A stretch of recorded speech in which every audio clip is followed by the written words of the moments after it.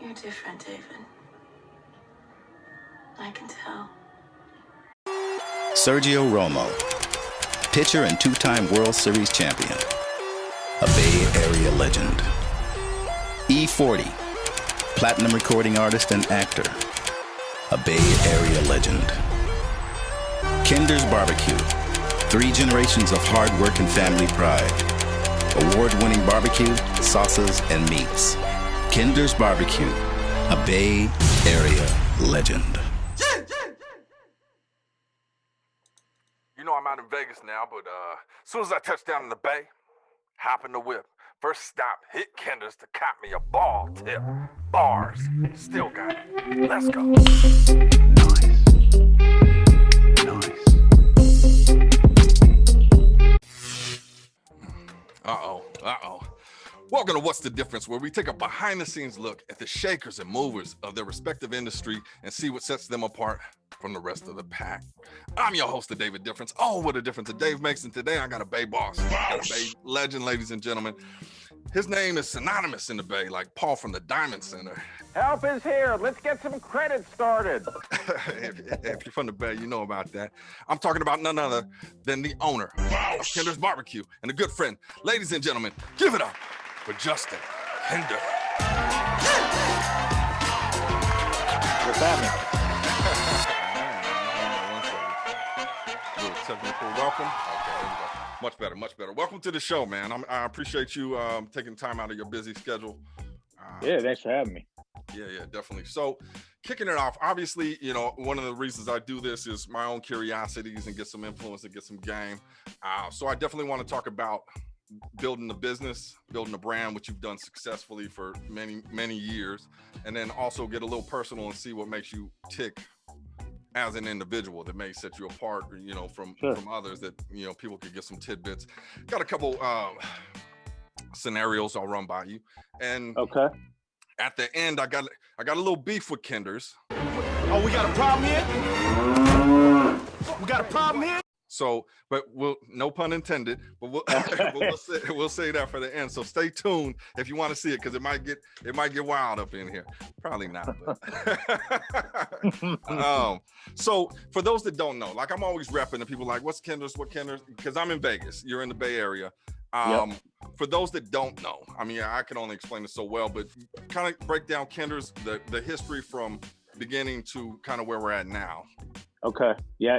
So Kinder started as just strictly a meat market in Richmond, California.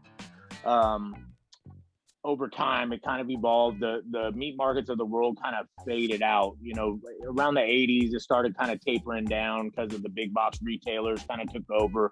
The Costco's and Safeways of the world kind of pushed out all of the mom and pop butcher shops. So we kind of had to evolve a little bit.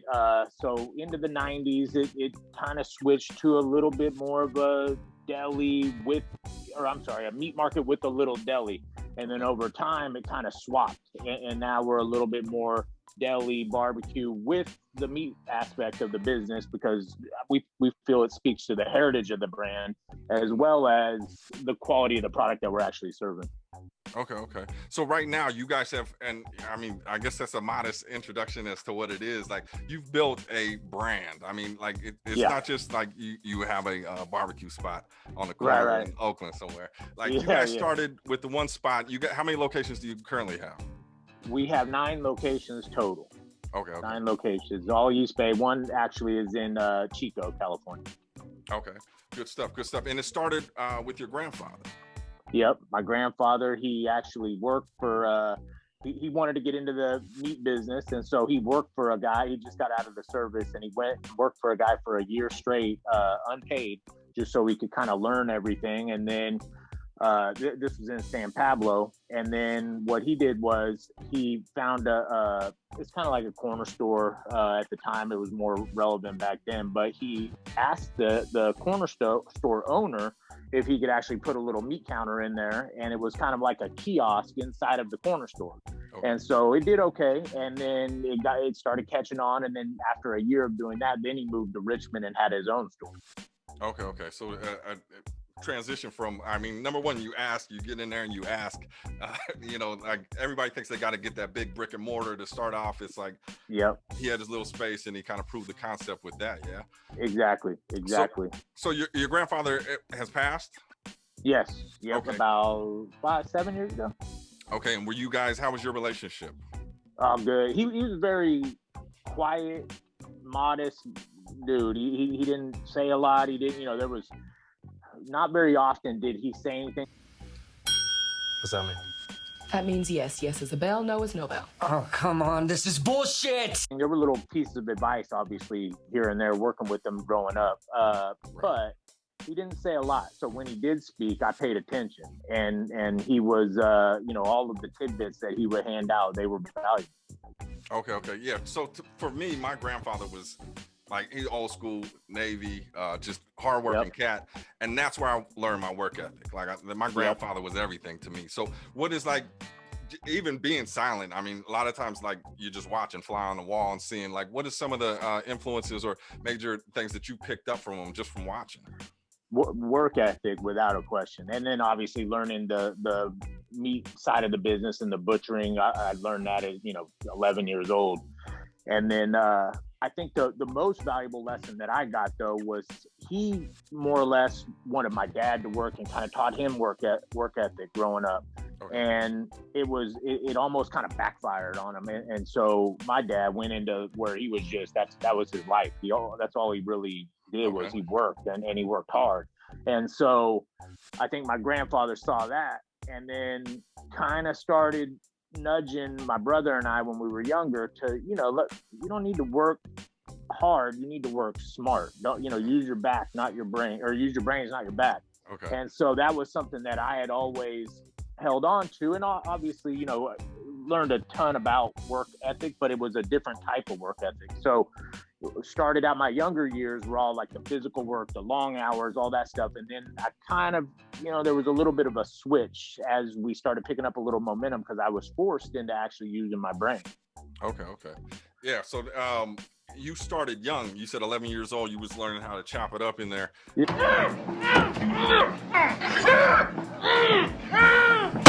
Yeah. When did you jump on the team like, this is what I'm doing?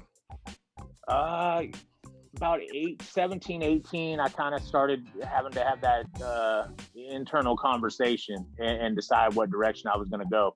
And obviously, I wanted to play sports, and growing up, you're always wanting to do something like that. But then, as reality started taking over, I kind of shifted gears a little bit, and then I started reading every leadership, management, business book that I could get my hands on, just trying to gather intel. And the interesting thing was, all my friends were going off playing ball in college and whatnot, and I would have, but I'm glad I went down this road. Part of it was the influence from my dad. He wanted me to work and dive into the workforce. So he was trying to get me to hang up the cleats early. You'll excel at a lot of things, just not this. And focus more on work, which I appreciate. And now in hindsight, I think that it was probably the right move. But yeah, I was working 45, 50 hours a week from 17, 18, all the way to about 22. And that's when I was just trying to learn anything and everything that I could. And obviously hands-on in any industry will oftentimes give you more information, wisdom, and knowledge than going to college. Oh yeah, that hands-on experience of, yep. So you didn't go to college, but so 18, 19, was it just like a job? Okay, I'm gonna figure out what's next after this. Yep. And then like the passion grew for it. I kind of I wanted to spread my wings a little bit. And so 19, we had an opportunity to open up a second location in Pleasant Hill. And, obviously at 18, 19, you think you can conquer the world, but I had a lot to learn. So I learned the hard way. It wasn't just add water and everything will be fine. Right. And that was just kind of, but lessons that you learned on the go, because obviously like it was an evolution. It wasn't, you didn't have anything to model it off. It was like, okay, this works, this doesn't. Yep. Okay, yep, okay. Exactly. And then I got really into the psychological aspect of branding and consumer psychology. And that kind of stuff fascinated me. And then when you could take stuff, learn it, apply it, and actually see results, then, you know, it gives you a little momentum, and then you want to learn more and then more. And eventually I became a sponge. I just wanted any and all information that I could get having to do with, you know, mostly leadership. Okay, leadership and obviously growth strategies and branding. Oh, and yeah. that's the thing. It's a lot of people get into a business. Like you could be the cat at the corner store that Yep. works 24 hours a day, 7 days a week, and he's an entrepreneur. But Absolutely. it's not a pretty life, though. I mean, Yeah, it could be, but it's not Oh, as yeah. sexy as they make it look. Correct. So your skill set, the thing that kind of drove you and like energized you was the learning as far as the psychology of customers, the business, you know, behind it. Yeah. And the branding aspect of it, and the relationship between the branding and the consumer psychology. I mean, it really is a you know, it's a mind game. Right. So was there any of that in place? Because I know, like, obviously in Martinez, she was buzzing in the Bay Area, just like with our unit. The marketing and branding, was that like when you took that over, is that when you started to see like the growth exponential? Yeah, a little bit. I think that we slowly evolved, and, you know, because it was very primitive type business at one point, and so we obviously were trying to grow. And the other factor was we had, you know, as my brother and I got older, you know, we realized that we all weren't going to get paid off of this one little shop in Concord. And so it wasn't gonna, you know, with between my dad, my brother, and myself, you know, that's too many people eating one pizza.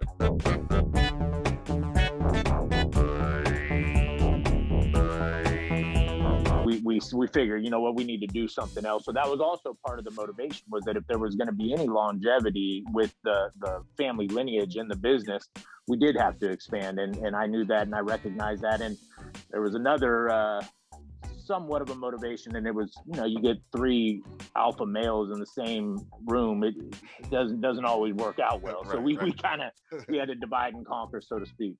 Okay. So we're talking 70 plus years. Yep. Since inception. I mean, that is like, most businesses don't last 7 years. Talk about 70 years. What would you attribute as like just a couple of key things that has led to, I mean, not just being around for 7 years, but thriving, growing, and you know, go for it. I think it's constant evolution. I'm a firm believer. You have to evolve or you evaporate, and it's really that simple. So you have to, you know, with technology advancements and competition, and, you know, everything changes constantly. So you have to have your finger on the pulse.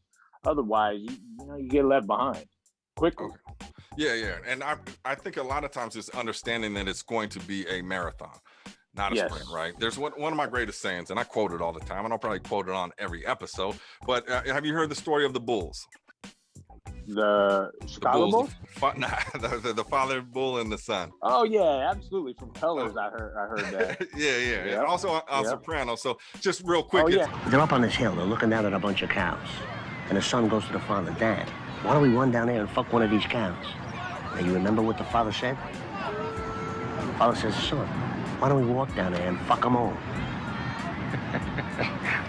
You know, and on that trip down the hill, you're building some value. One of the things that I recently learned and try to adapt is maybe you should just jog down and fuck along. Jog down, you know? Jog down. But I think that the important part of it is that you have to understand that you know that it's chess. It's not checkers. You have to constantly be thinking. There has to be strategy and finesse involved. Otherwise, you know, you do get into that rut of just plugging away every single day, and it becomes redundant, mundane, and you get stale, and that's when you eventually flatline, or, you know, businesses do fail, or they will kind of just stay the same. And I was never okay with that. Right. And that's the beautiful thing I love about business is the creativity, is to be able to see, like, where can we take it? How can we take it there? And like, being outside the box. And I definitely think you're cut from that cloth there. So do you think, say you're not involved in the business, Justin goes off to play volleyball or whatever it is you wanted to do in high school. Do you see it evolving to where it is now? Without me involved in the equation. And that's no knock. That's just saying maybe, you know, different generations. Maybe your dad had a different idea of like, this is just going to be, you know. Oh, if he had it his way, we would just still have, you know, 1 or 2 stores. I think it was just, you know, it's hard to get your arms around. You lose a little bit of control, and something that he spent so much time and effort and energy, as well as emphasis on that particular business. It's very hard to kind of let loose of those reins, let loose of that control. And so once he realized that, you know, we were pretty tenacious about doing it, he accepted the new reality, and you know, it was a little bit of rope, and then it was a little more rope. So eventually it got to a point where he was kind of like, okay, he knows what he's doing. Okay, so it did take some time though. Yeah, and that's a beautiful thing. So how involved is your father still to this day in it, or are you just? He does all of the on-site catering side of the business. So he, eventually kind of, I guess you could say, he aged out of things. When we were using the old school cash registers that you get at Costco, and then once we got the POS systems that were all digital, he said, fuck this, I'm done.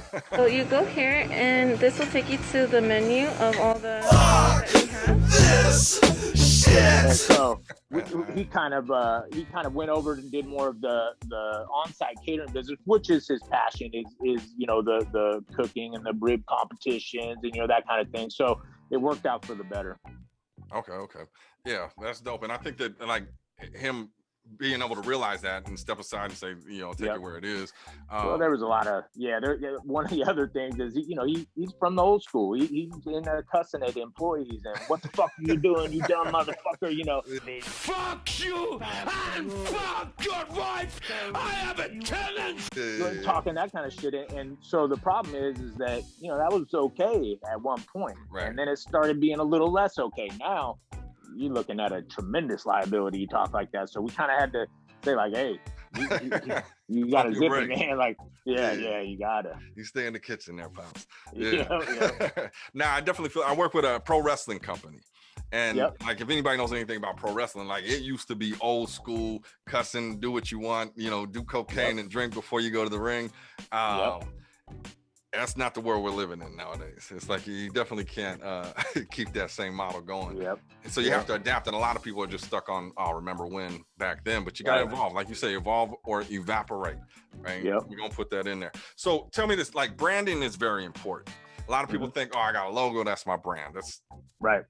Very minuscule to what it is. Obviously, how would you define your brand or your brand message to an outsider or anybody that was curious? I think the unique aspect of Kinder's is what helps create that foundation in the brand, and that is the fact that we are barbecue, we're deli, we're a meat market, and we have the retail side of the business where we have Costco and Safeway selling our products, which is flavorings, marinades, barbecue sauce. So there are different things that you can lean on in different times. Like sometimes, the flavor, like right now, rubs and flavorings are popping, and barbecue sauce is kind of down a little bit.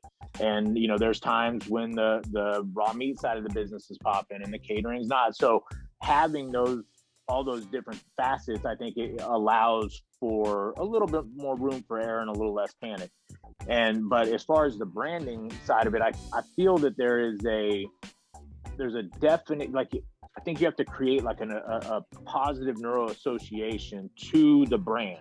And by doing that, I think that the effort is you need to create that positive feeling when people are either eating or when they're in the store, whether it be through customer service, quality product, whether it be community stuff, whatever it is, we have to create that positive neuro association. So they hear the word Kinder's, they have a positive thought instead of whatever the negative things that come up when you think of a place that you don't necessarily love. Right. So that I think was the crucial thing in understanding when it came to the branding aspect of business, because that way people think Kinder's, they have that positive thought, and then they maybe will return twice a week instead of once a week. And obviously little ones eventually make big ones. Yeah, and I definitely, so bravo, hats off, everybody give it up. Thank you. But they're watching, man. For just the branding aspect of it. Now, to me, I'm gonna tell you what the brand means to me. I rock this shit. I rock this shit, and I rock it proudly, not because I ain't got no other shit to wear. But number one, it reminds me of home, being away. Yep. But I could always take it back to when we're, third, second grade playing basketball, and your parents would come out with the kinder shirt, and it was like a thing.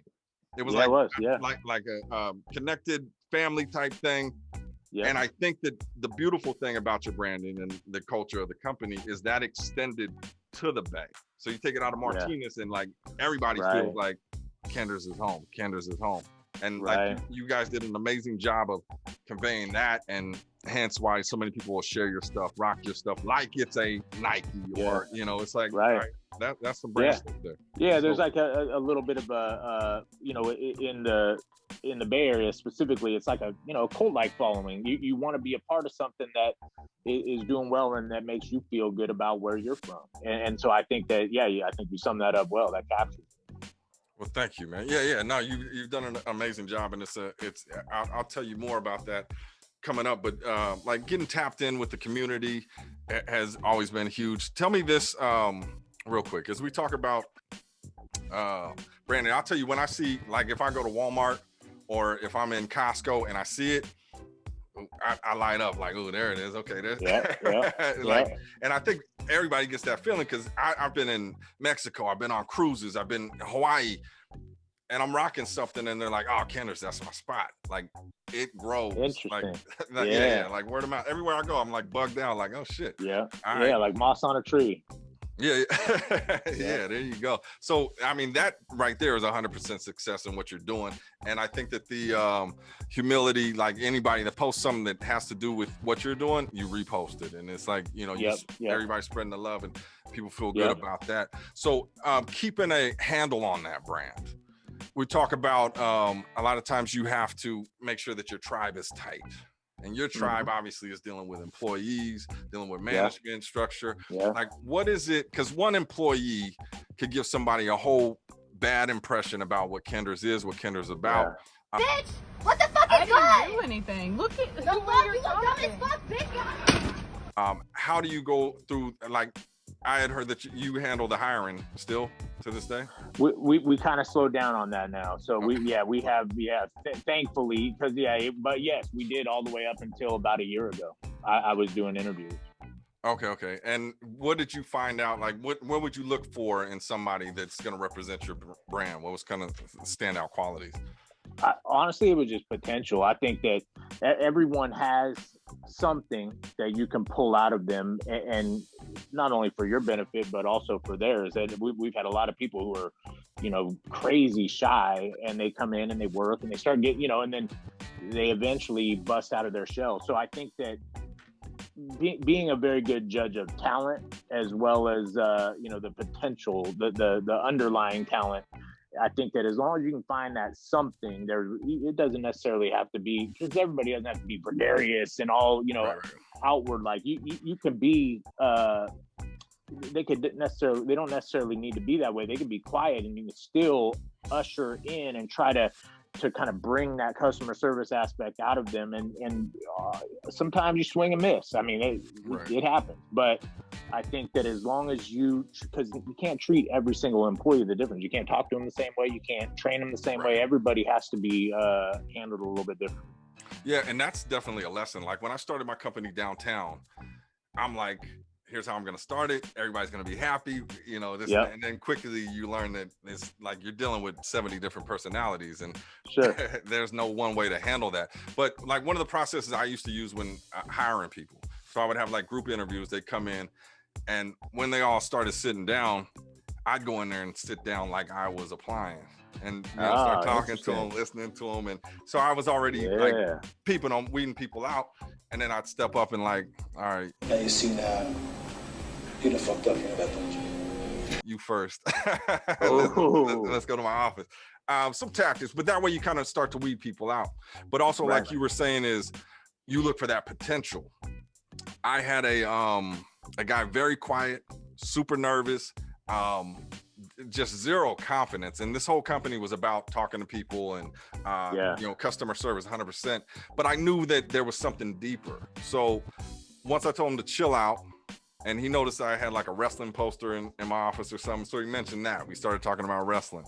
Then he started talking about what he loved to do, stand up, he told corny jokes, and I already knew at that point I'd probably hire him. So I told him, if you go out there and do 2 minutes of stand-up, I'll give you the job today. Ooh. It's your time. Welcome to All Hearts. Tony Bennett wishes he could be here today, but he's in San Francisco looking for his heart. Yeah, And so did he do it? he did it. He did it. did And it. that was the thing, is because that's what he loves. Sometimes you got to speak their language, you know? Sure. Yep. And so absolutely. definitely one of the standout employees, but had it just been based on his interview, he would have been out. Yeah. You know? Yeah. So Yeah. that- There's definitely been some where I thought, man, we'll give him a shot, but it probably isn't going to work out. And then they end up being one of the better employees. yeah. It happens. No, that's definitely a beautiful thing. So is there a lot of opportunity, say, like for, you know, say you get a creative cat, like when I go to a job, like I'm always thinking, how can I help them take it to another level? Yep. Like, do you invite that creativity from people? Yeah, absolutely. As long as it's run through, you know, you get some people who are a little overzealous and they'll go and have some bright idea and then they make the change, not thinking of, you know, the second and third layer thoughts that are, you know, maybe behind the original process or procedure. So yes, we encourage any and all ideas, but you know, run it through because you know, everybody can get creative. Yeah. Yep. All right, now that's a beautiful thing. So right now, most people imagine Justin Kinder, babe boss. He just sits maybe in the office, maybe you got a recliner in there somewhere, and you got a cigar, you know, a little cognac or something. That's what you do all day. But I'm sure you're very still hands-on. Like, very hands-on. Run me through like a typical day of business for Justin Kinder. Like, what time do you wake up and how do you get to it? I try to get up around 7, and then I try to end the day around 5:30 or so. But when I say end the day, that just means go home. Right. Day doesn't end until all the stores close. So I don't actually start winding down and kind of mentally let my guard down until about 10 o'clock. And I start checking. We have an app that lets us know when the alarms go on at each individual store. And so that's when, you know, when the phone calls start settling down, and then I can kind of check out. And that usually 10:15 or so. But throughout the day, man, it's you know, telling. It can be, it's all over the board. I typically try to hit a couple stores, but the majority of the day is just emails, phone calls, meetings, just things that aren't super exciting, and I typically can't wait to get done with them just so I can go back out into the Kinder's universe. And because, you know, I like to have my ear to the street. I like to be able to see the business, feel the business, and can't do that in meetings all day. Yeah. So yeah, very involved. Like, don't think this guy's a slouch, man. Like, you know, at all, all. Definitely doing it, trying to keep the needle moving, man. So core values when it comes to the company, do you have like set core values? I think through the hiring process, orientations, like this is how we run. I think that there was a time when we could be a little bit more selective, and now it's, you know, it's tough, like especially with all the COVID stuff going on. There's not a lot of applicants these days, and many different reasons. I think there is a taboo in the restaurant industry right now. Number one, because you're interacting with people constantly. So the people who are fearful, you know, they might be staying away, or maybe they got a grandma at home, or their wife has an autoimmune, or whatever it is. So it has whittled down our talent pool to some degree, but you know, it's you lose some, and we hire at the same rate that we lose people. We have about 240, 250 employees currently. So as long as we stay above that 220 mark, we're in okay shape. Okay. And so before we kicked on here, you said things are hectic. Obviously, COVID has affected people not only in business world but personal world. How has it been? I mean, what the most challenging aspect of navigating through COVID? What has that been? I think just humans in general. I think the problem is that, you know, the constant fear injection that is happening in society's minds every day, all day, whether it be just that association with the mask to the COVID, the 6-foot stickers on the ground, everything everywhere is just be afraid, be afraid, be afraid. That wears on people, and eventually that comes out in their interaction with other individuals. And I think the other problem is you can't really read people with their mask on. You can't see the smiles. You can't see the expressions. So what I have noticed is that everyone is on edge. Like there is the fuses are much shorter. We're getting a lot more, complaints and things that just seem so arbitrary, but are a huge deal to people. And the only thing I could tie it off to is just that vibe that's happening right now in our society. And it is fear. And unfortunately, a lot of people let their feelings and emotions control them. Oh yeah. And I think from seeing it from your side, and also, I mean, you're a consumer as well, so you know what it is. Like, you see other people going ape shit over something, or just like people are on edge, because I mean, there's a lot of uncertainty as things start to turn the corner. Who knows if it's gonna, whatever's next. But, I know. It's just always keeping that in mind. Is like, so how did you guys have to pivot during COVID? A few different ways. So the initially when the panic buying started, people weren't necessarily eating out. They were buying up the grocery stores, and so that actually helped inject a few new customers into the meat side of the business. Okay. We were selling meat nonstop for about 3 weeks, and then we recognized the fact that there was a demographic out there that was really tremendously afraid during that I think it was last spring. And so we started doing deliveries internally. We started pumping more DoorDash, and we did all we could to try to, if you call from outside, we'll bring the order out to you, so that way the people who are immune compromised, they were able to still get their Kinders, that kind of thing. So I think initially we made some pretty aggressive pivots, especially with the meat package deliveries and stuff like that. But then we kind of settled back into what our normal, it was a little bit of a panic. We didn't know if it was going to be, how long it was going to be. Right. I mean, at that point we thought, we still don't really. I mean, no, not at all. And luckily we're kind of settling into it. We're not back to normal. I mean, don't get me wrong. We are much better off than a lot of businesses, so I don't mean to complain, because I do feel blessed that we're in the place that we're in. But that being said, it's not it's not easy out there. Our sales are down. We have 3 stores that are actually carrying a few stores, so we have 3 stores that are doing really well. Okay. Fortunately, they're in bedroom communities. People are home right now, so their daytime population has increased in those areas. So a lot of it has to do with geographics, and then I think it's one of those things where I don't know that things are going to get better in the next couple months or next year, whatever it is, but at least we know we can hold our own. And I just saw a statistic yesterday where 1 in 5 restaurants in California have shut down during this COVID mess. And then I saw that they said in the same article that California is the only state currently that doesn't allow indoor dining. And so, unfortunately, with not having indoor dining, you do lose that whole aspect of the business. But there's also a vibe when you go into a store and there's people eating, and there's an energy, there's a frequency in there. And so you go into a store that has absolutely nobody in it, it's a little bit different feeling. So there has to be some attention paid to the customer service part of it, almost to an obnoxious point, so that people actually get that positive feeling. Right. And I think that's a beautiful thing that can come out of it. Is like, obviously you step up that connection through the customer service. Now, so are you guys closed for dine-in? Yeah, we haven't been open with dine-in, in months. I think there was a brief window of about a month where we were able to have indoor dining, but it was at 50% or 25%, whatever it was. But then they, yanked the rug out from under us there, and then they shut down no outdoor dining.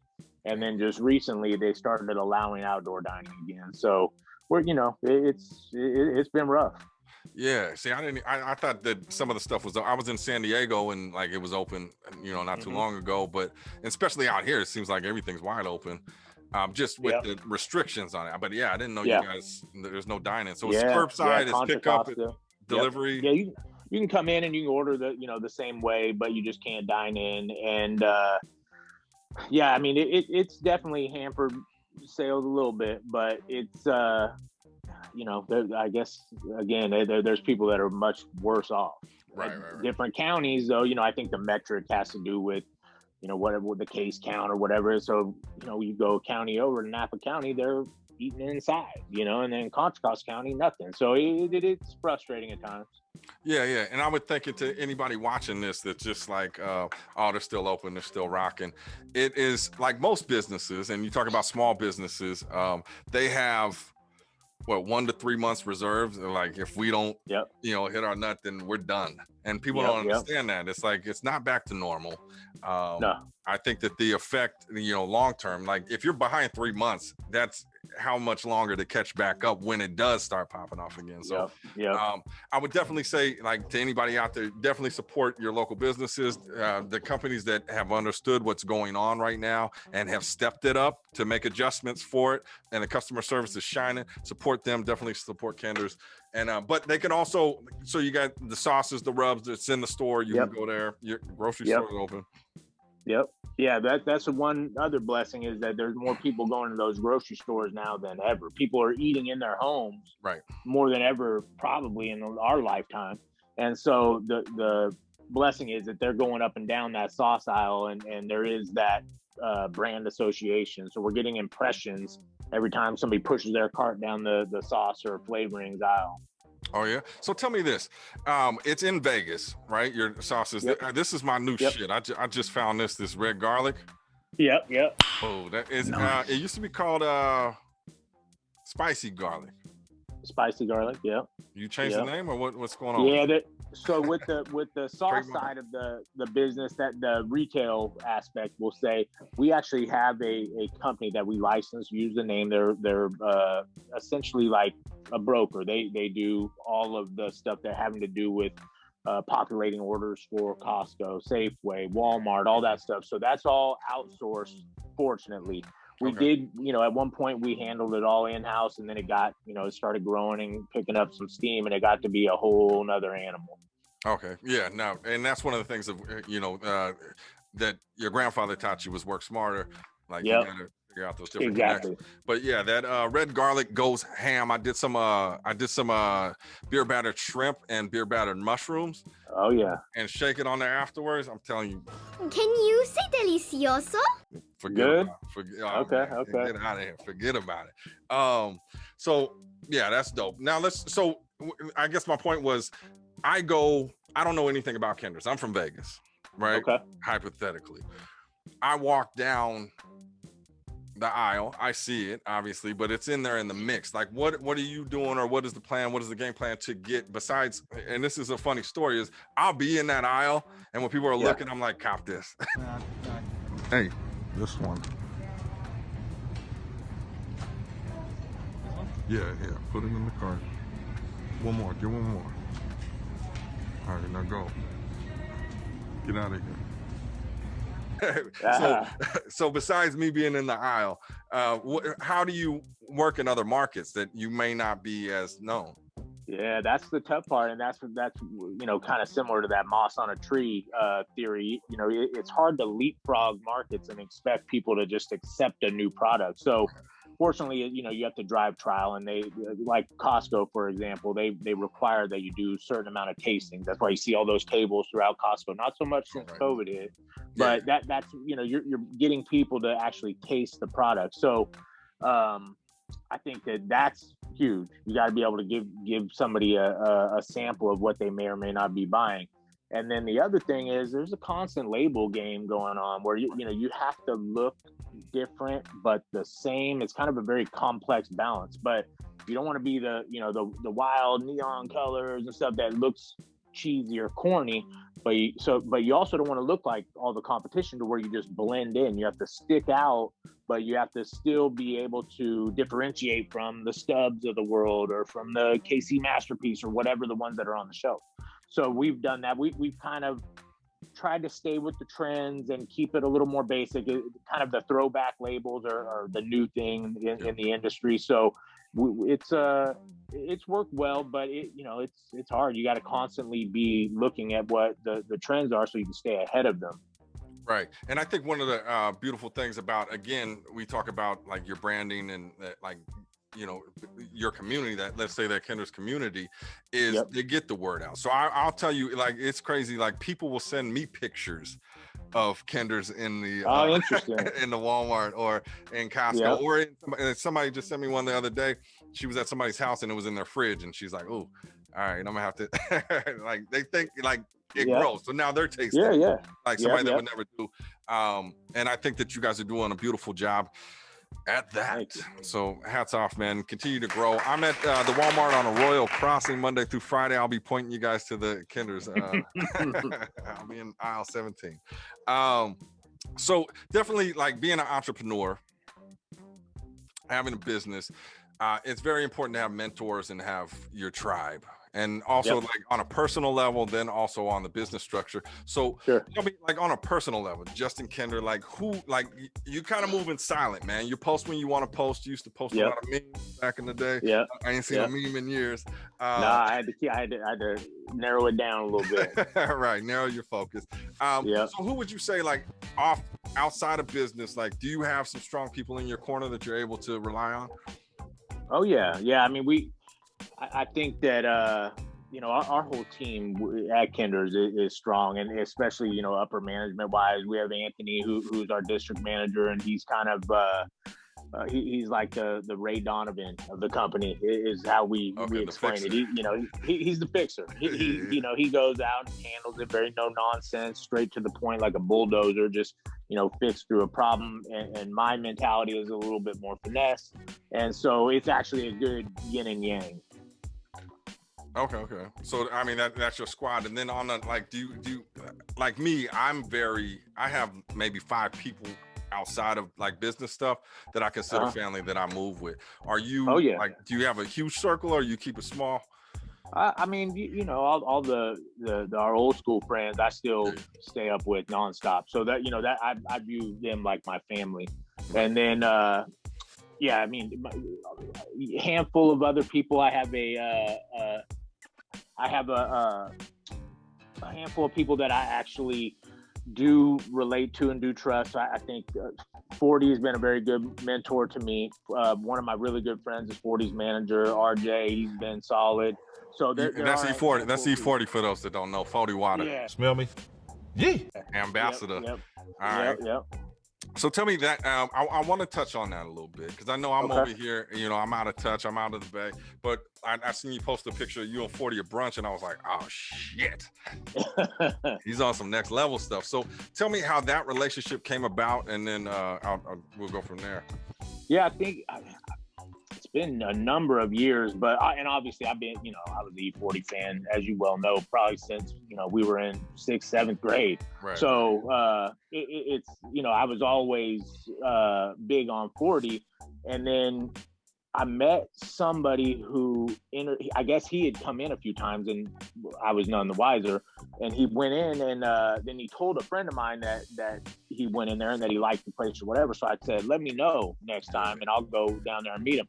And then we just got to chop, and it was this recognized game. And now I consider 40 like he's like my friend, you know?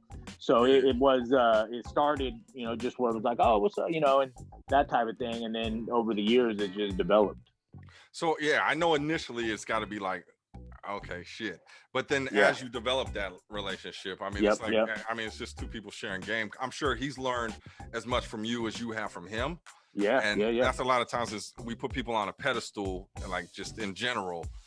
So we feel like we don't have anything to offer, but like, everybody can learn from somebody. So tell me, like, especially dealing with Water, because, you know, that's my guy from back in the days. What is one of the greatest lessons that you've learned from him professionally and personally?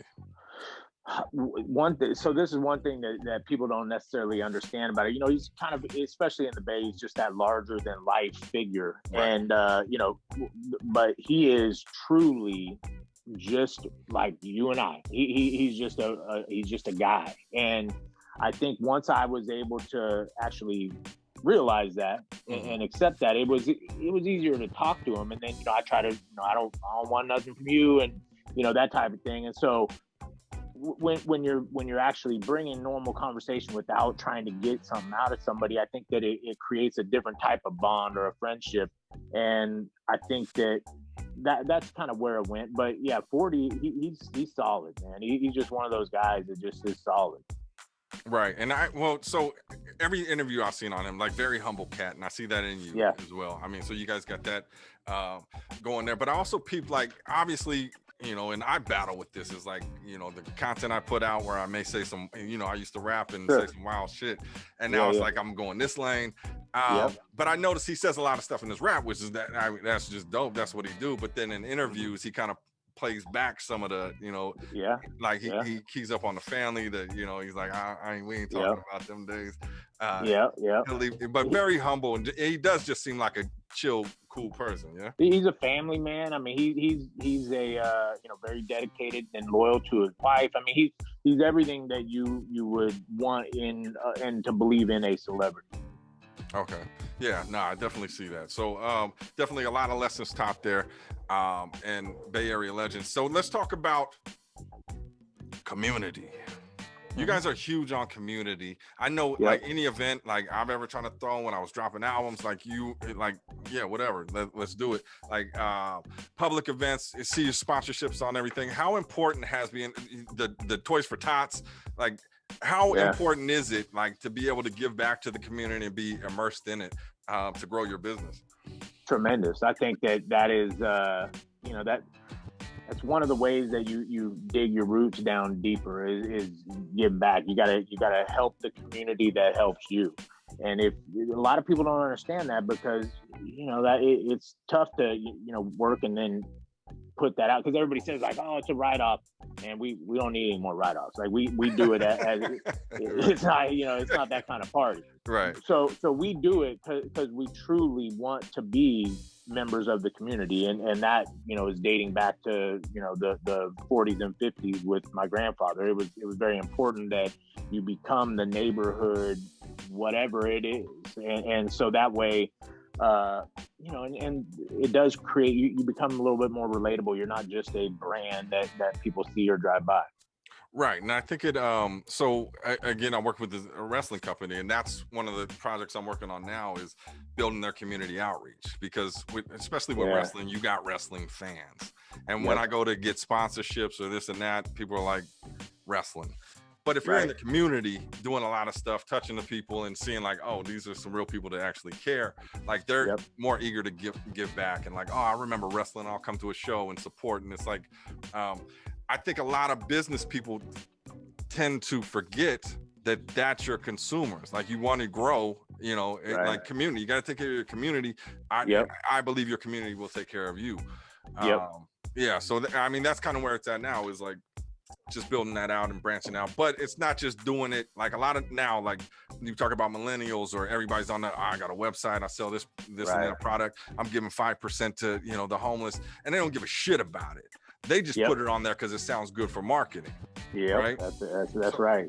Yeah. So I think that being actually, you know, a firm believer in wanting to give back is like, it shows through, right? It does show through. I think a lot of people don't, you know, they can camouflage it all they want, but you know, you can sniff that out. You know when people aren't being authentic about what they're trying to do. If there is a hidden motive, and now don't get me wrong, you do something good, there usually does come back to you. There is a marketing or branding aspect to doing a donation or whatever it is, but as long as that's not the core motivation, I think that you get more out of it. Because I think that's how you build them. You know, you talk about raving fans, or just people that feel like, you know, this is home. Like, and so I'm not for that when my dudes is like, oh, we'll do this, we'll get 10% here. Like, tell me your story, why we're gonna give it there, and what's your connection with that. You know, let's do something. Let's put some heart in this, man. So that's dope. You guys are magical with that. So you did the Toys for Tots, but that's done. You used to have you have Raiders there, you have E40 there, you had you know, all kinds of G-Eazy, a lot of big names, and I heard that got a little too wild. Is that why, like, we haven't seen it? Or it is. So what the last two that we did, G-Eazy was a part of it, and it, you know, he had a lot of young teenage just fanatics, like nothing I've ever experienced or even seen in a celebrity. It was like on some Michael Jackson shit. And I'm talking, and I'm not exaggerating. I've seen many young girls cry when they see him or met him. It was bizarre. So unfortunately, we probably jumped the gun in advertising it, and we had a tremendous amount of people waiting in line. They wait in their defense, wait in line for 6-7 hours to try to meet G-Eazy. Well, G had a previous engagement that he had to be at a club at 11 o'clock in San Francisco. So he was only able to do it for a couple hours. Well, you can only push people through that line so fast. So once the word got out that he was bailing, you know, he had his security and he had his driver out front getting ready to go. There was a actual mob of people going at him, and so a young girl, and now I'm not sure why, you know, a 3 or 4 year old girl is out at 11 o'clock trying to meet G-Eazy, but she got knocked over by some teenage girls, and it turned into a liability. Luckily, nothing came of it, but you know, lawyers were involved. It was a thing, and so it got to a point where it was like, man, this got out of hand. It was really great while it lasted, and we may bring it back at some point. We'll just have to be a little bit more prepared. Yeah, no, well, and I want to hats off to that, because like number one is amazing turnout.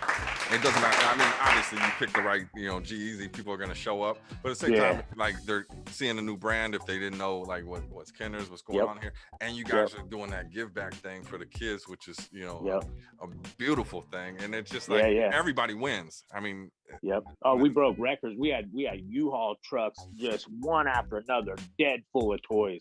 And so that, you know, that kind of thing, it was a really cool novelty and something to market, but the reward at the end of it, when the celebrities that did stay toward the end and saw the crazy amount of toys, I think you could just see everybody, because they sat there for hours. Some of the Raiders players, Sergio Romo, these are people who have other things to do, and they sat it out and waited for their fans just to get through. And 40, especially, one of the first ones we did, it was probably about 4 years ago. I mean, he sat there and shook hands and signed autographs and took pictures for about 6.5 hours. Smell me? Yeah. Okay. Yeah. Now that's a beautiful thing, man. Definitely. So transitioning, I've talked to you before about like franchising, and I know that you guys kind of got away from that model, franchising the business, and I think you just said it just wasn't working out. What are some of the challenges for anybody out there?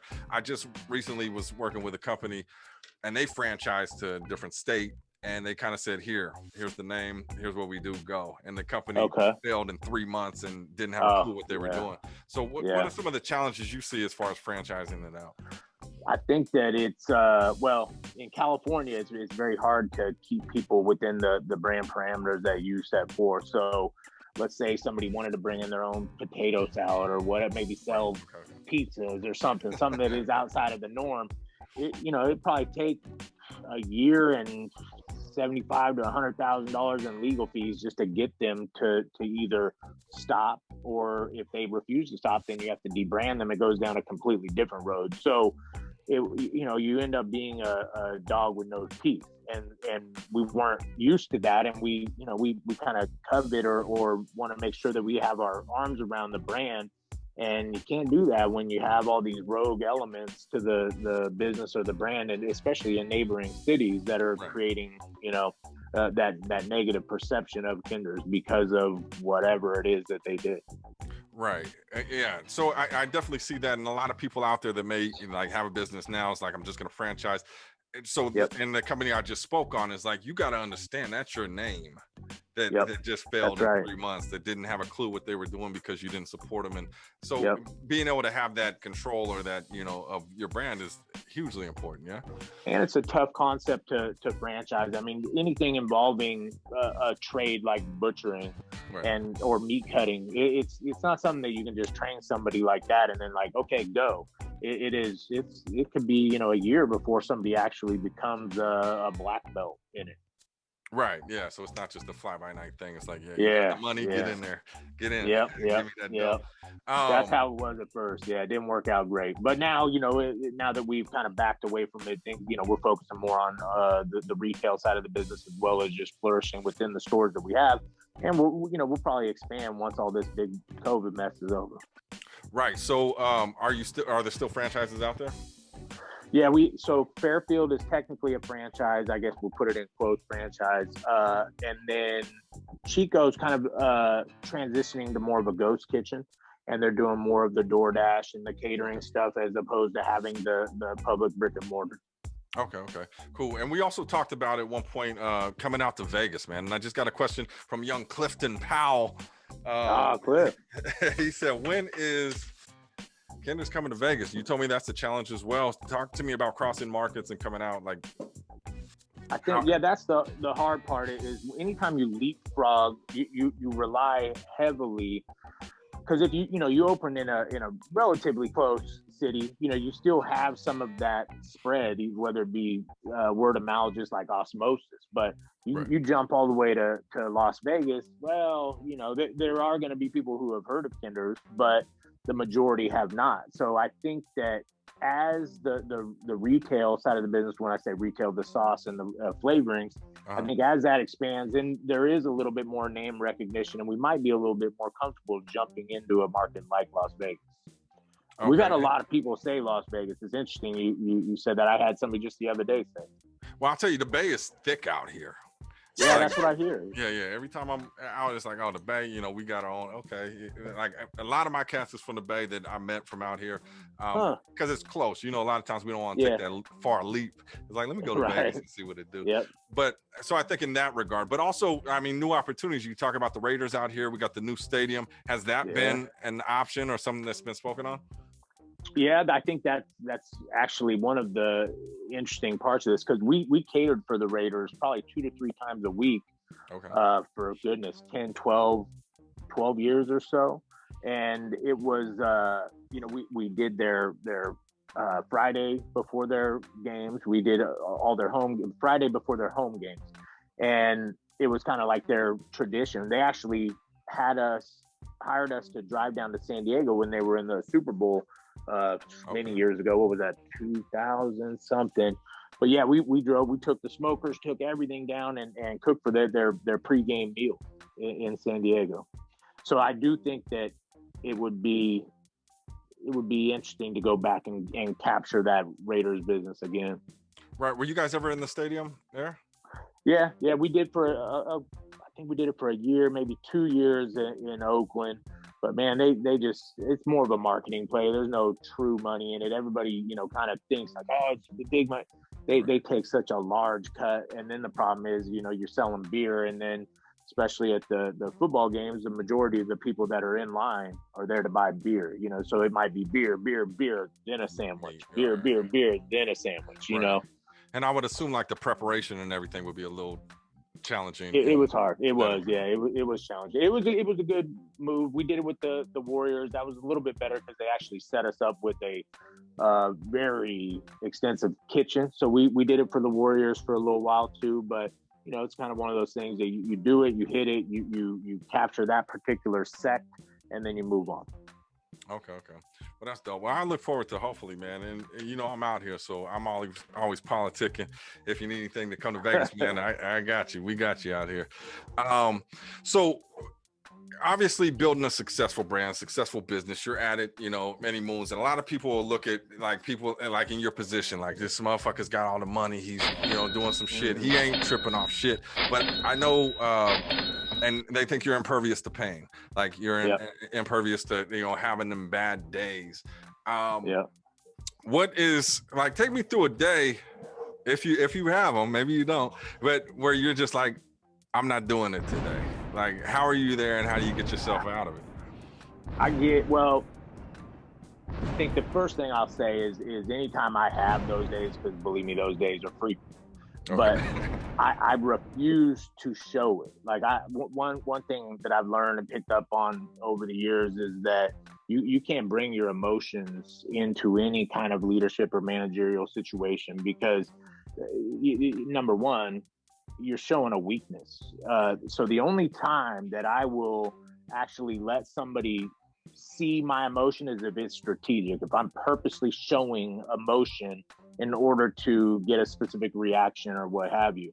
But yeah, those days are often. I mean, it's stressful, and there's a lot of issues and HR issues and lawsuits. I mean, it's a lot, but it's, you know, I've always liked the challenge, and I think that you know, obviously I do it for the legacy of the brand, and you know, for my grandfather, my parents. You know, I'm trying to make sure everybody can still eat, and you know, I don't want to fumble this thing.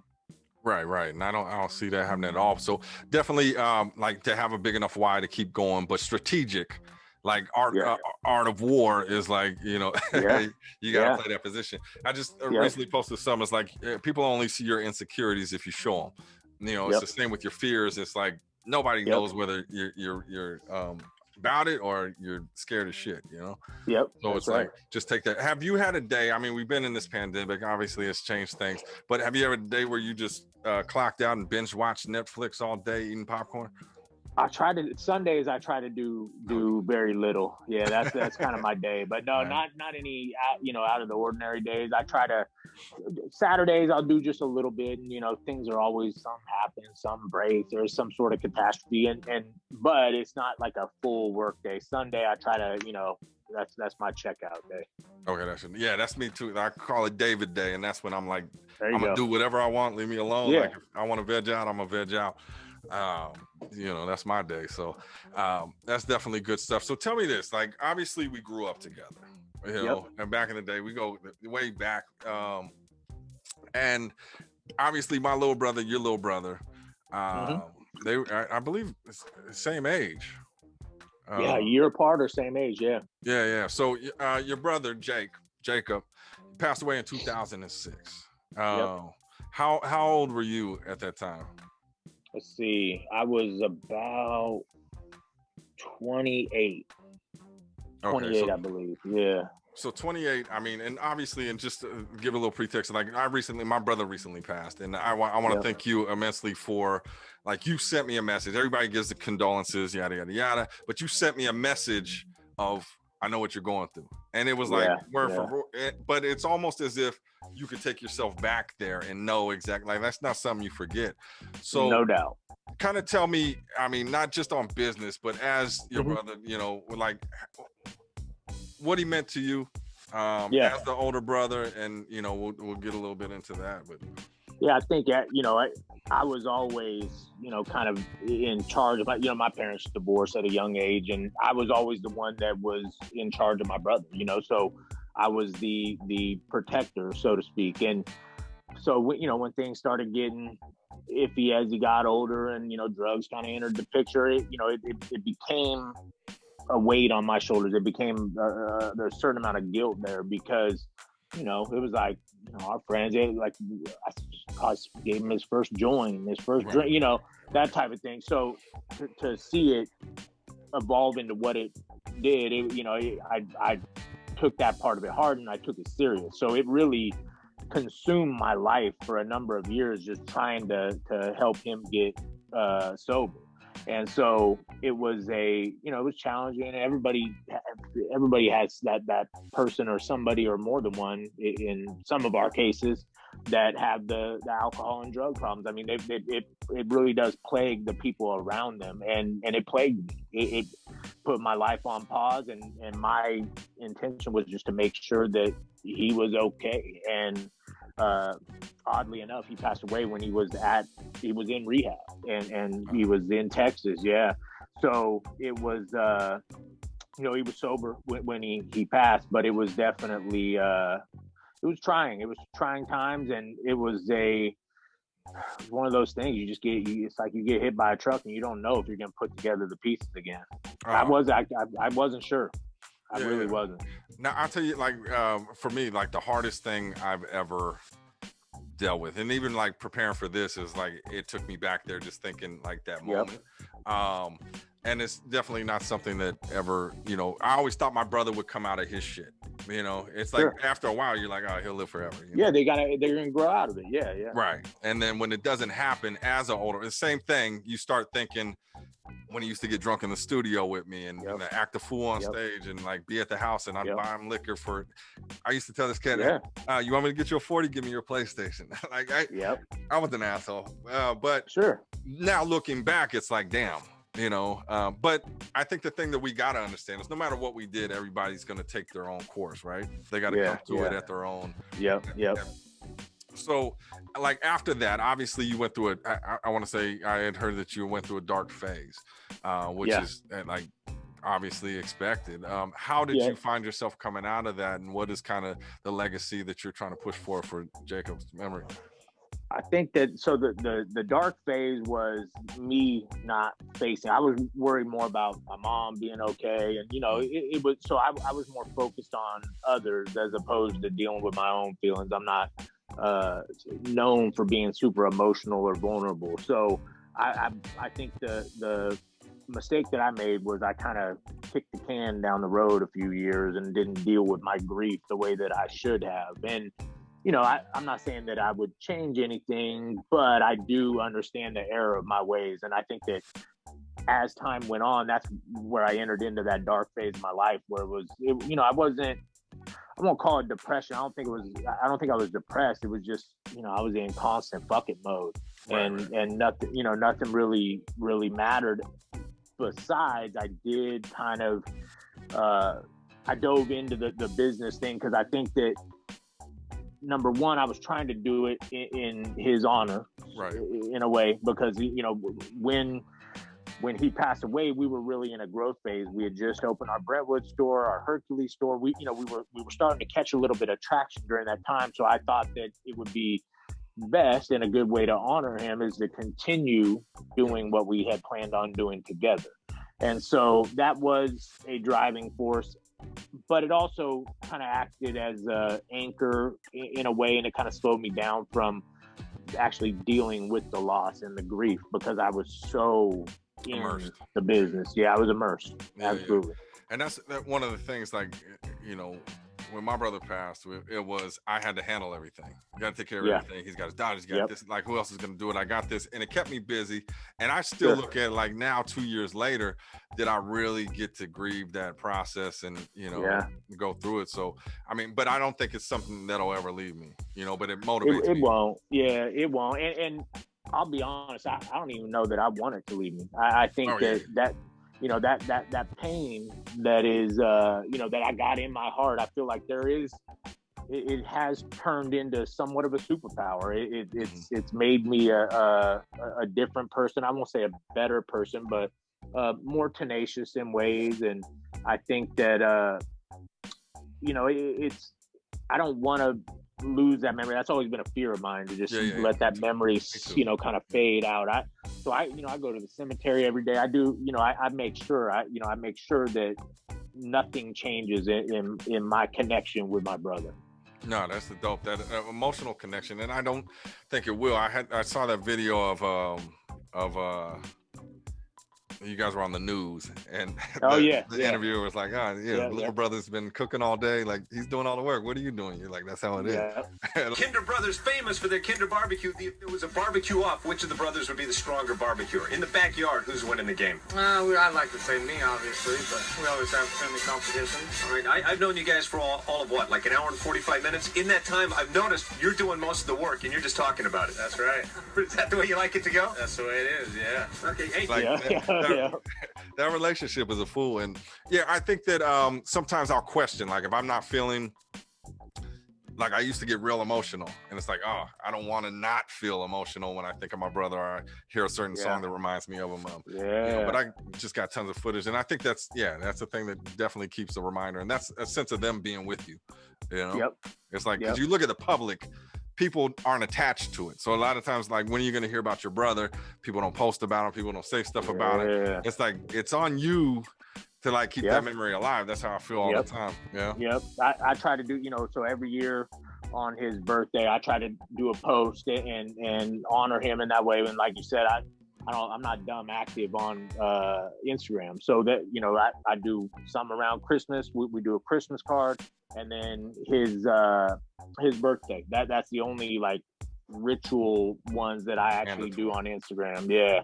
So every year I try to get it out. You know, I try to at least say something or be vulnerable and say how I'm feeling or what I'm thinking, you know, about my brother. Yeah. Now that's beautiful, man. And definitely, so shout out to Jake, man. You know, like solid dude, solid dude. And it's definitely yeah, our brothers were alike in a lot of ways. Yeah, they kind of had that outward personality, but also had that, you know, solo kind of lone wolf mentality too. They were very similar. Yeah. And I look at like that picture I sent you of the two of them. It was like second, you know, like 7-year-old birthday party, and they're sitting next to each other. It's like, it's kind of ironic now that they're both upstairs now, but beautiful thing. And so tell me, that is, you know, obviously, and this is just more on a personal, but we're talking about what's the difference, like what sets you apart. And I'm kind of in the same boat as I have a family that's been riddled with drug addiction and doing this and that. We all come from the same roof. Like, what do you feel attributed to you maybe not going that route and keeping on your P's and Q's? I think that, well, I was kind of going that route, you know, and I was that route, you know, in my younger years, but you know, that bug bites different on different people. And so I was able to, I guess you could say, control it. And then what happened was you know, I noticed that because there was a time where we were, you know, doing the same thing. And then it got to a point where I knew that I had to set the example. So I was, you know, he went to rehab and I said, okay, I'm done drinking. I stopped drinking completely. I still don't drink. Okay. And so it was more or less to be an example or a role model and be like, look, we can do this, you know, like we can live and be okay and not be drinking all the time. Right. And so you know, I was trying to set that example. And then once he had passed, I was faced with this interesting decision where it's like, do I fucking drink again? Like, you know, I don't know. Am I supposed to drink? Not supposed to drink, you know? And so I thought to myself, you know, it doesn't really do a whole lot for me, you know, good. You know, there's not a lot of upside to it. Right. So I just figured, you know what, I'm just gonna, you know, keep the legacy going. So I haven't drank since.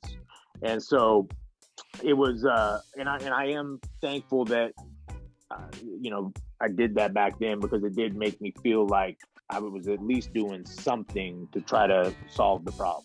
Yeah. Nah, well, hats off for that, man.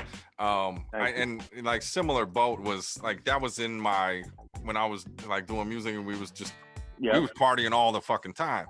I knew that I had to get up and function, and so it was never a problem.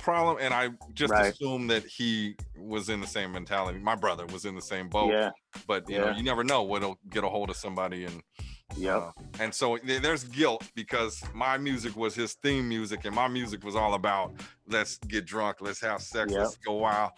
And so shout out to both of them, man. And absolutely. Definitely appreciate that. So we're going to switch back to the business lane. We got a lot of people out there that are looking to start a business. I mean, I don't know if now's the time, could be, but a lot of people want to start a food business. At an ex of mine, she wanted to start a food truck. She's like, just give me $20K and I'll start it. I said, you got to understand the ins and outs, like, you know, products, waste, location, permits. It's not that simple. And she was like, oh yeah. So she backed off. And this is for my mom. She texted me earlier today and was like, you know what? Just do your interview. Don't ask this question. Just leave it. What's Jetta got to say? So my mom has some cinnamon rolls. Okay. She thinks are the best cinnamon rolls ever.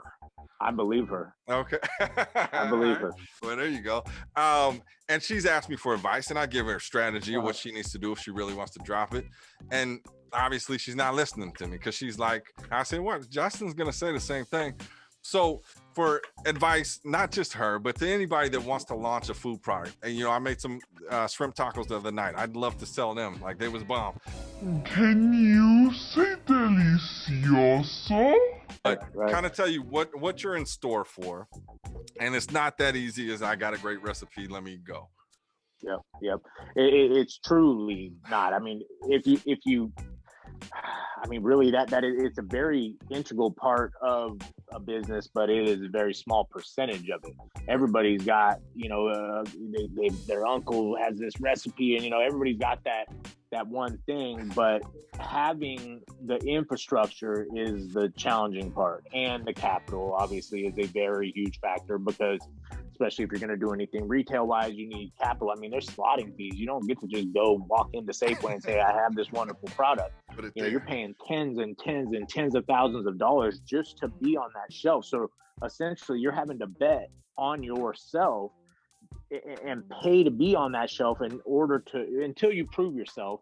Right. And then you can negotiate out the slotting fees. But it's not simple. And now if it's somebody's passion and they're interested in it, I say you need to learn about it. You need to you even go through simulations, have your business plan. You have to actually know and see all the pitfalls before you step in them, and ask a lot of questions from people who have done it. Right. Okay. So you hear that, Mom? If you ain't passionate, just stay out of there. Now, so she lives in a senior community, and I told her, well, just make a batch and test it out with your people and see if they're good. She was like, I don't need to cook them. I know they're good. You know that mentality. I'm like, I respect it. I mean, so there's that. Her dreams down the toilet, man. Thank you for squashing my mom's dreams, Justin. So tell me this as we move forward. I know you're a busy man. You got a lot going on. We talk about goals. Like right now, you guys have grown exponentially. Like obviously, there's more room to grow. What are your goals coming up? And I'll tell you my goal. We'll get to that as we're wrapping up. Okay. But I think, I mean, really, I'm a firm believer in you aim for the stars, you hit the moon, or vice versa. I think you have to overshoot whatever the goal is, and you don't want to aim too low. So, to stay in theme, I would say world domination. Now, what does that look like? I don't know. What are we going to do tomorrow night? The same thing we do every night, Pinky. Try to take over the world. But I do know that we're going to aim for it, and we're going to get somewhere close. Okay. So, I mean, but looking at it, obviously, sometimes you probably got to sit down and whiteboard and like, what can the future look like? Because you guys are rocking now. I mean, obviously you could, if you wanted to, go rest easy and be like, this is what it is. Is there an innovation or something that will take not only Kinders, but like you to the next level? Just like, okay, didn't think about this, or, some different area or facet or avenue, if that makes sense. Nothing I can think of specifically. I will say that right now, given the amount of restaurant closures and retail business closing, there's something to be said about that, because not only does it reduce market share, it also leaves a void in the business world where you might be able to fill that void if you do have a dream, or now the consumer or the new business has the negotiating power over the landlord, because there's landlords who are going to have vacancies for years to come, especially when it comes to restaurants. So, if there was ever a time to slide in, if you did have the capital to get something started, it would be now.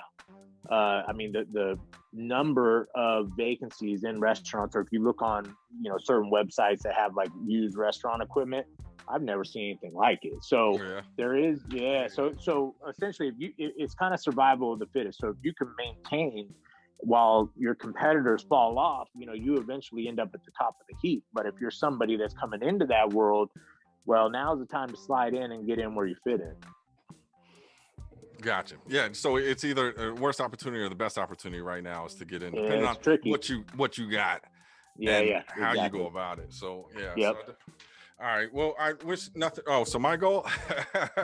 Here's my goal, man. And I'm gonna bring it up. I mentioned at the beginning. Today's segment of I Got Beef, brought to you by Kinders. Oh, we got a problem here? We got a problem here? Barbecue, man. We just gonna talk about it.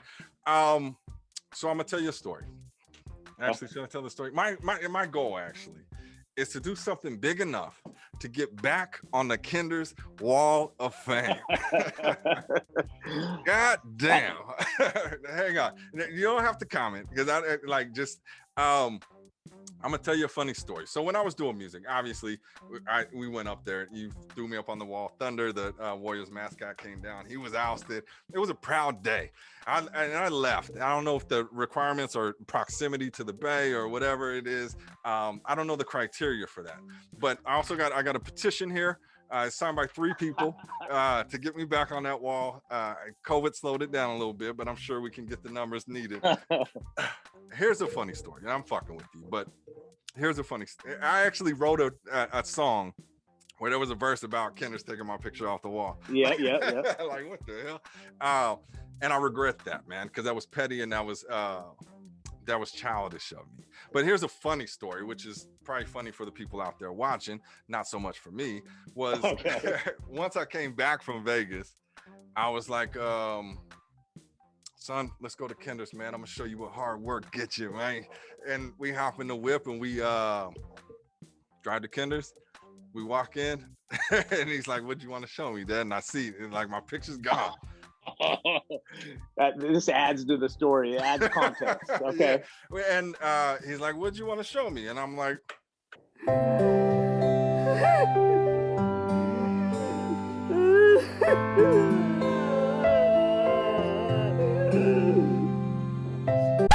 little teardrop down, and son, let's get out of here.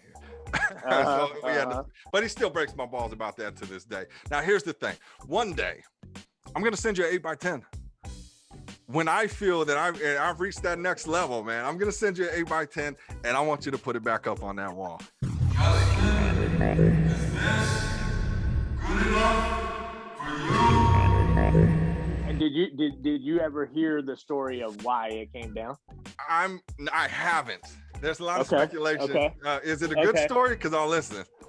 It's a simple story. Okay. So it was up, and we had we'll call him a Karen, as much as I hate using that, but it was, the soccer mom, and she had a bunch of kids, and she flipped out because of the blow up doll that was in the photograph. Ooh. And she made a tremendous. So you remember the picture? It was it was from that era of these walls could talk. So she freaked out. I didn't think it. I didn't really associate it with that because I was familiar with the album. I knew you. I didn't even recognize the fact that there was a blow up doll on this thing. And so when she recognized what this thing was in the photograph, I mean, it was bad news.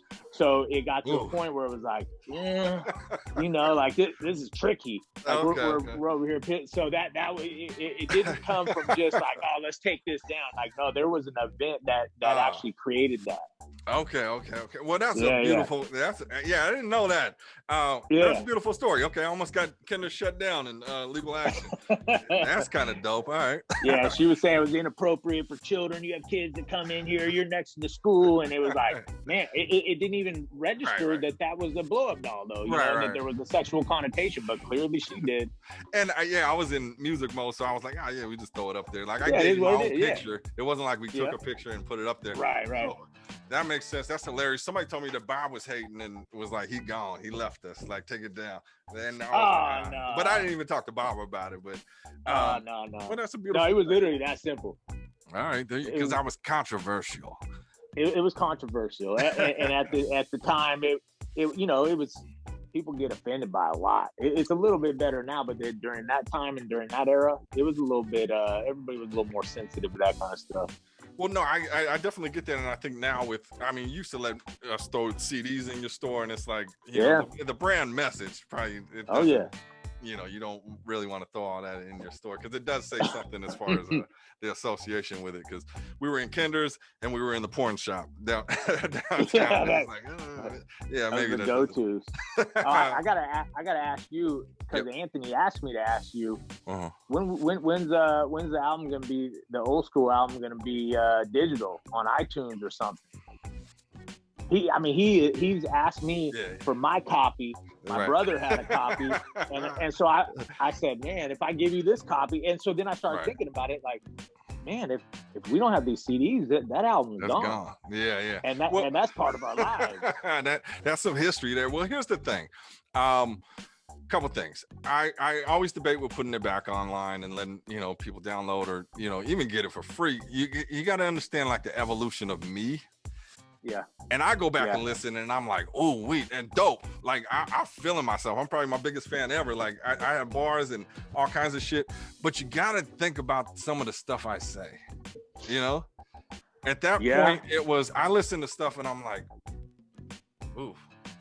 I get it. It was a different time. So that's part of the battle as far as just owning who I am and having that. But there was some wild stuff that I'm like, so I battled. You might get a USB drive or something and just hand it out to the people you know. Right. Yeah, because people ask me all the time. So maybe I'll do that, or I'll put it on for a limited time. If you get it, then there you go. But that was slapping. And tell Listrico, I'll send him something if he doesn't have it, because I remember. So we did the house party at Listrico's. Yep. I don't know if he told you with about Irk. that one. With Irk. Yeah. And then the cops came. And then the cops came back, and then they gave him a fine for like $1,000 because we was rocking. I know. Damn. All right, so we got to shut the fuck down. Officers in the house. It's all love, though. You know what I'm saying? Some shit happens. Coming over, D-Rouse. Hey, no problem. It's a hell of a party, man. I know he was pissed about that, but and we were supposed to do a fundraiser to raise the $1,000, and that's kind of when things fell apart. But and those are good old days. Yeah. So it's coming back, but yeah, tell him it's coming, or Anthony, it's coming, man. And I apologize about that fine. We was out of control, man. But so here's to the future, man. Who do you have anything like closing words or anything that you want to get off your chest? Any shout outs that you want to give to anybody out there? Nah, nothing specific. Shout out to everybody. I mean, and we obviously have the same core group of friends, and I think that I can't emphasize that enough. That our friends have helped make me, you, us, who we are. So 100%. I think that if anything, shout out everyone. Right. Well, shout out to everybody there. And I will say this, man, especially moving out of Vegas, like being in the Bay with you guys, like since, a toddler, man, that's family. Like when I go back, it's like, oh, this is home. This is my family. Like that is family. Out here, I got people I fuck with. Okay. When I go home, it's like we were raised together. Like they become part of your DNA. Like right. I couldn't agree more. Yeah. And then I may not talk to somebody for 6-8 months, even a year, and then start talking to them, and it's like we never stop talking. And you hear that, it's almost cliche, but it's very real. Yeah. It's very real. Yeah, because you tapped in, and like you said, that like there's no us without them. Like we all kind of molded each other and did our thing, but it's all Bay love, man. Bay to Vegas, the game's contagious. Ladies and gentlemen, just that's it. That you want to leave us with some point? Oh, I sent you some books. Did you get a chance to read any of them? Yeah. You know what? No, but I'm interested in the 50 book, because what was the title? The 50th Law. 50th Robert Law. Greene. So that was the. Did Robert Greene write it with 50? Yeah. He probably wrote most of it. Okay, I would assume. Yeah, right. But Robert Greene, I love, the 48 Laws of Power, all that, the laws of seduction, and that's another thing that people don't necessarily understand about the Robert Greene with the seduction book. Seduction doesn't necessarily mean like in a sexual way seduction. If you read that book with business in mind, there is a certain amount of business that goes, seduction that goes on into business. It's actually a very powerful and useful book. Oh yeah, I know. I think that. So I had that book. It was a very difficult read, as like most of his books are.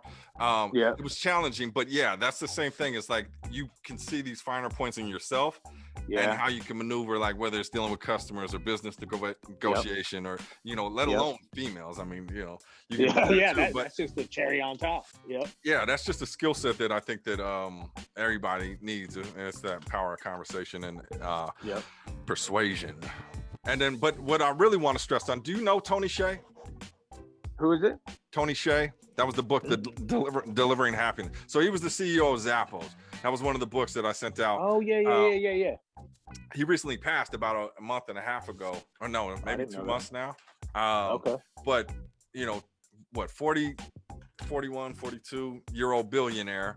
built Zappos and this company culture. He's from the Bay. Like they were out there doing their thing. So I definitely want you to check that out because the way he structures Zappos and the company culture, like it inspired me to a whole new like way of thinking of dealing with customers, dealing with employees.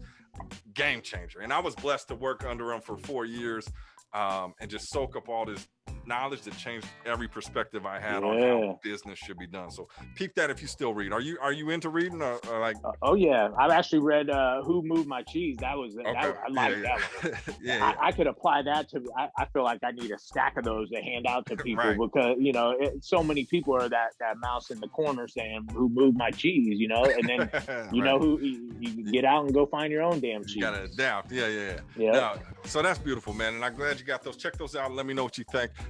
Ladies and gentlemen, Bay Boss. I'm in awe of you. Bay legend, Justin, I want to thank you for your time. It's been definitely a pleasure.